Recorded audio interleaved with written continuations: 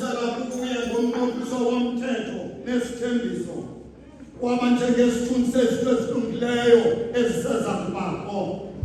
Sibizelwe kubomo bukuKristu esithi xa sikuye sibe sikhululwe esonweni sanwaliselwa kuThixo ekubeni samkelwe kuwo lo mnqophiso omtsha wothando owenziwa wanyanyathiselwa ngelile lakhe igazi ukuze ume bonaphakade. Ngelinye icala lo mnqophiso usisithembiso sikaThixo uKristu uba uyafeza kuthi nangenxa yethu nangathi konke akudingileyo lowo soloko enguye izolo nanamhla kude kube mnaphakade. Lo ngamkhonganga wakhe unyana wesuka mnikele ngenxa yethu sonke angathini na angasifaka ngazo zonke izinto ndawonye nakhe.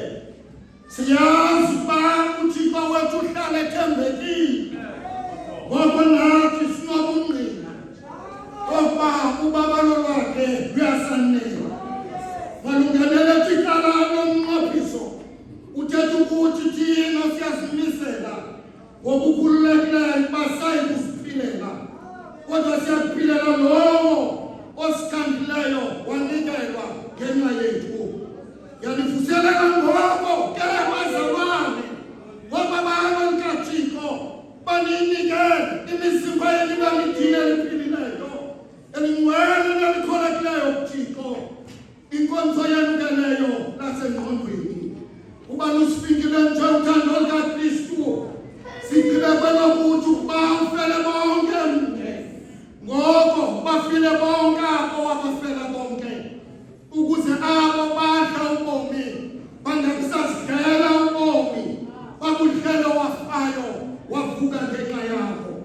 Siyazi kakuhle ngexesha eligqithileyo uba asisifezanga esethu isahlulo kuwo lo mnqophiso, sibe sikhululekile uzibanga zona izithembiso zawo, kodwa siyakhululeka ukuwafeza amabandla abo besinobudenge nobuthathaka kaninzi besingabantu abahambagwenxa abangavayo ngabomi, kodwa noko uThixo wasinyamezela singabayakelema yangunaphakade futhi.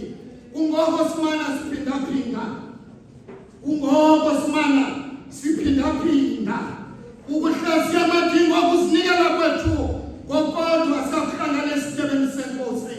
Kodwa kwanamhlanje sihlangana ngokubaluleke njengokuba samane sihlangane zonke izizukulwane zobawo wethu ukuze sihlaziye ngokungcwalisekileyo nangokunyanisekileyo lo mnqophiso osibandakanya kanye noThixo.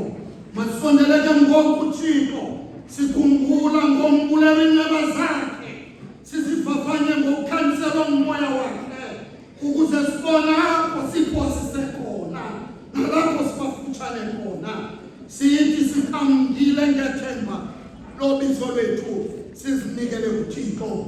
Masisondele ehlabeni ke ngoku uThixo sikhumbula umbulelo inqaba zakhe, sizivavanye ngokukhanyiselwa ngumoya wakhe ukuze sibone apho siphosise khona nalapho sibafutshane khona. Sesithi sikhambile ngethemba lobizo lwethu sizinikele ngokutsha kuye. Masithandaze umthandazo ngeqhwa.